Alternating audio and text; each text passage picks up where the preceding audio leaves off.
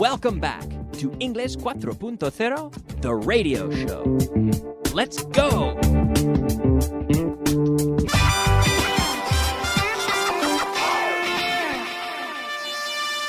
Advanced. Hello, advanced students, and welcome back. Welcome to the final 20 minutes of today's program, the advanced portion. Yes. Why am I here? Yes, to teach you English. That's why I'm here. Por eso. That's why. That's why I'm here. We talked about this structure yesterday. Por eso. Yeah, that's why I'm here. He worked because he needed money. That's why he worked. She fell down because there was ice on the ground. That's why she fell down. She slipped because there was ice. That's why she slipped. He took his jacket off because he was hot. That's why. That's why he took his jacket off. Por eso, that's why. That's why. That's right, so this structure, we saw this yesterday. It's not very hard, but it's a good one to use and one that a lot of my students don't use this structure, and maybe they're not aware of it, but it's very similar and very common for native speakers. Okay? I said yesterday, the police came because the neighbors complained about the noise. You can say, that's why the police came. Okay? We asked for his email address because it wasn't in the agenda. That's why we asked for the email address, for his email address. We walked there because we didn't have a car at the time. That's why we walked there. Okay? No problem. Por eso. That's why. That's why. Now, we started to get into the structure. Why on earth? Why in the world? We started to get into this structure. We started to look at this structure yesterday, and I ran out of time. ¿Por qué demonios? Why on earth? Why in the world? So here, I'll give you a sentence, and I want you to give me an applicable structure with why on earth or why in the world. So we closed the store early. Why on earth did you close the store early? Why in the world did you close the store early? Why on earth? Why in the world? He didn't put the air conditioning on. It was very hot. Why on earth didn't he put the air conditioning on? That's what I wondered, actually, when I came in the studio today. Why on earth didn't someone put the air conditioning on? It's so hot in here. Why in the world didn't someone put the air conditioning on? They didn't ask for help. Why in the world didn't they ask for help? He wrote the letter by hand. He didn't type it. He wrote it by hand. Why in the world did he write it by hand? He thought he could beat the champion. Why on earth did he think he could beat the champion? They didn't stay until the end. Why in the world didn't they stay until the end? It doesn't work properly. Why on earth doesn't it work properly? Yeah. Yesterday I was talking to Alberto Alonso up in his office here in the radio studio, and he was having a problem with his computer. And he said, "Why on earth isn't this computer working properly? Why in the world isn't it behaving the way it should?" Right? We drove all the way without stopping. Why in the world did you drive all the way without stopping? Why in the world didn't you stop? Take a break. Yeah, I've taken a few long trips. I've taken some very long car trips, sometimes 12 or 15 hours in the car. And my mother says, "Kyle, why on earth don't you stop and sleep and do the trip in 2 days. Why on earth? Yeah, she says. She paid for it in cash. Why on earth did she pay for it in cash? To pay in cash, we say. In cash, en efectivo. To pay in cash or to pay by credit card. Okay. He used the old version of the software. Why in the world did he use the old version of the software? Why on earth did he use the old version of the software? Expression of the day. Yes, it is time for our expression of the day. The expression of the day today is the game plan. The game plan. All right. So, guys, what's the game plan? The strategy. The strategy. Well, it comes from sports. The plan for the game. What is our game plan? This team has a great defense, so we're going to have to follow a certain strategy to defeat their defense. We need a special game plan, our plan of attack. But we very often say, "Hey, what's the game plan?" In a social setting, to mean, what's our plan? What are we doing? ¿Qué hacemos?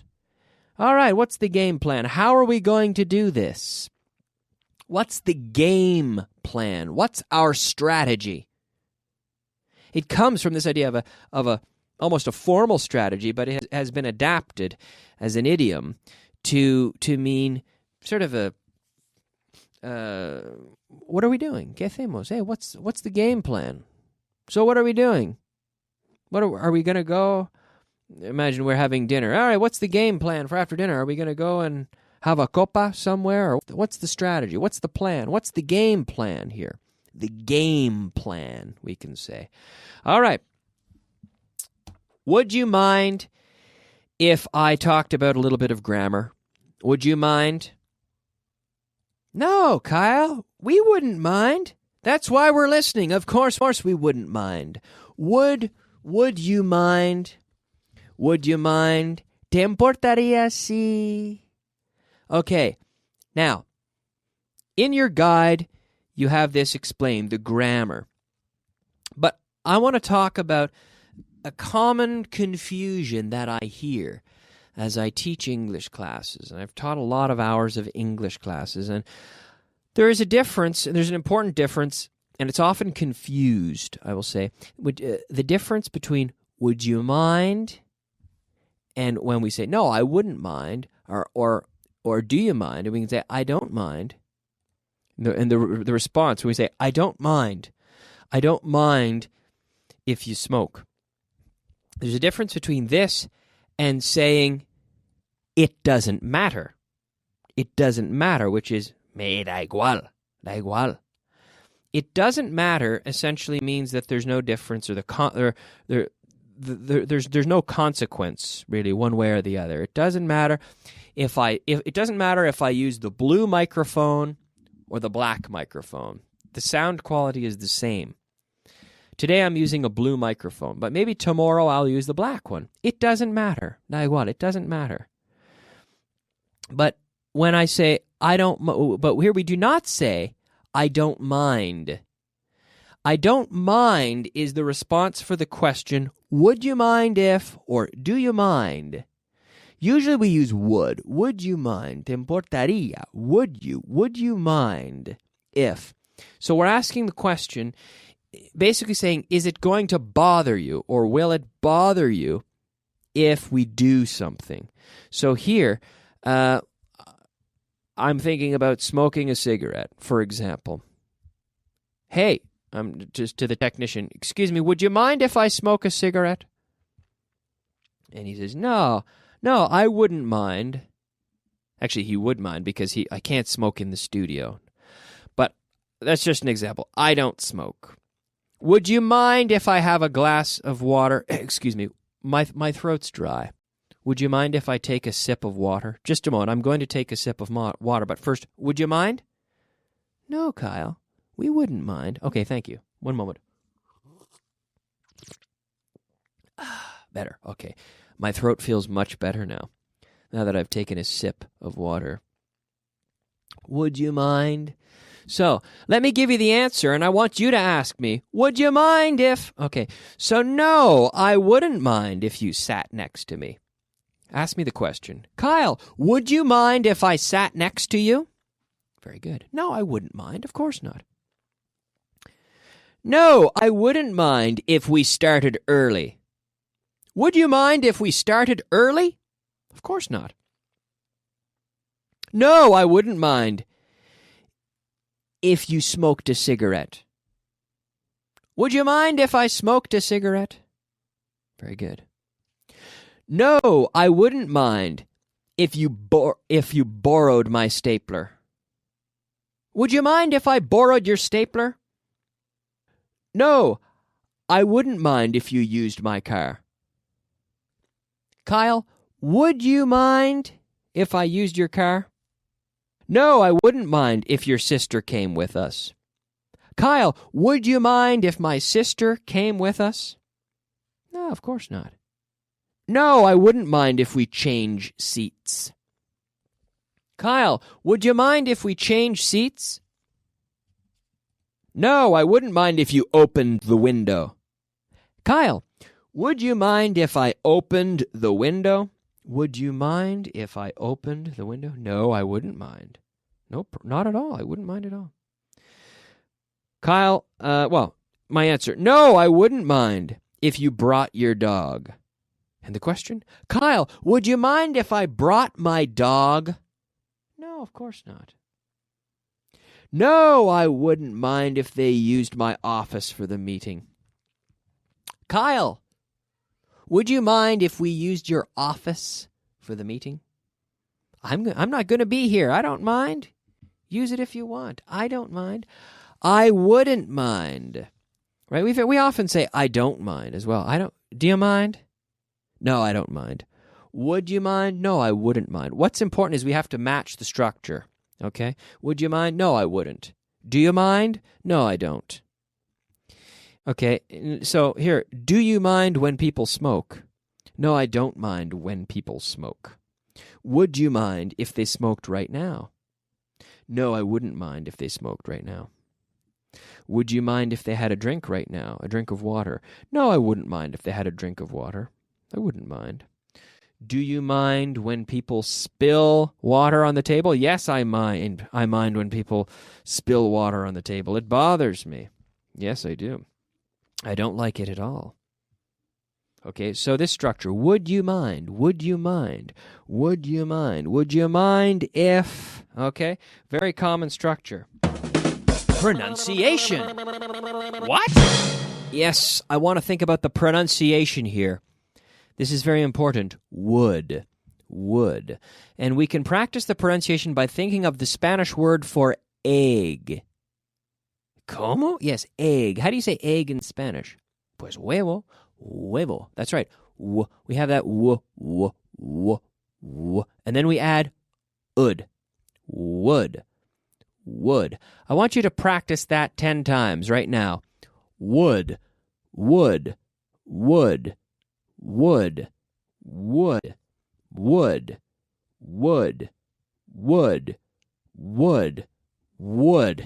Very good. All right. And wood, it's pronounced just like madera as well. Would. Would you mind? Would. Very important word, and it's incredible how many of my students have problems pronouncing this word. Would.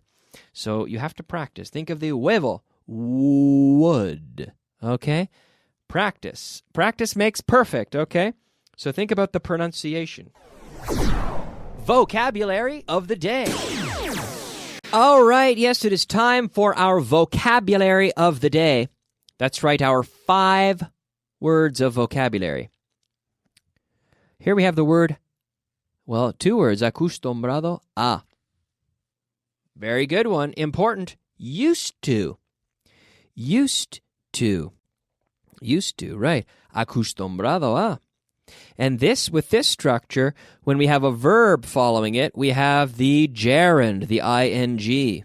Yeah, I am used to my phone. I am used to using my phone. So to be used to. And to become used to, or to get used to. To get used to. I'm still getting used to this computer. I am still getting used to this computer. I'm still getting used to using this computer. The gerund when we have the verb. I'm still getting used to using this computer, for example. I am used to this show. Are you used to this show? Are you used to listening to this show? Are you used to following along? I hope so. Acostumbrado a. So be sure not to confuse this with I used to, which is the past form. I used to live in Canada. I used to live in Canada, which means I lived there in the past, but now I don't. But now I am used to living in Spain. I am accustomed to it. I am used to it. And I am used to hosting this radio show. I am used to speaking on the radio. Number 2, precisión. Accuracy. Accuracy. Yes. Like Robin Hood, he was able to shoot an arrow with great accuracy. Ingenuo. Naive. Naive, we say. Naive. Siesta. Nap. Nap. To take a nap. Una siesta. Echar la siesta. To take a nap. Encantar. To delight. To delight. Encantar. Okay, there we have our 5 words of vocabulary. Translation. Whoa, did you hear that? That's right. They're telling me it's time for the translation list. List number 20. Now, we only have a minute, so we're going to have to do about 3 of these and leave some for tomorrow. But the first one, tropecé con un antiguo amigo mío. En voz alta, ¿cómo es? I ran into an old friend of mine. I ran into an old friend of mine. Number 2. Hacía años que no le veía. I hadn't seen him for years. I hadn't seen him. Past perfect. Nice. I hadn't seen him for years. Number 3. No me decepciones. Don't let me down. Don't let me down. Decepcionar, to let down. Don't let me down. It's like saying, don't disappoint me. Don't let me down. Very good. We're out of time. We've only done 3 of the sentences, but that's okay. You've got your book. Follow along in the book. You can follow along on the television today. All the content is right there in the program on TV. But we'll be back tomorrow, and I promise we will review all 12 of these sentences tomorrow. Okay? I'll see you then, right? Good. See you soon. Bye-bye.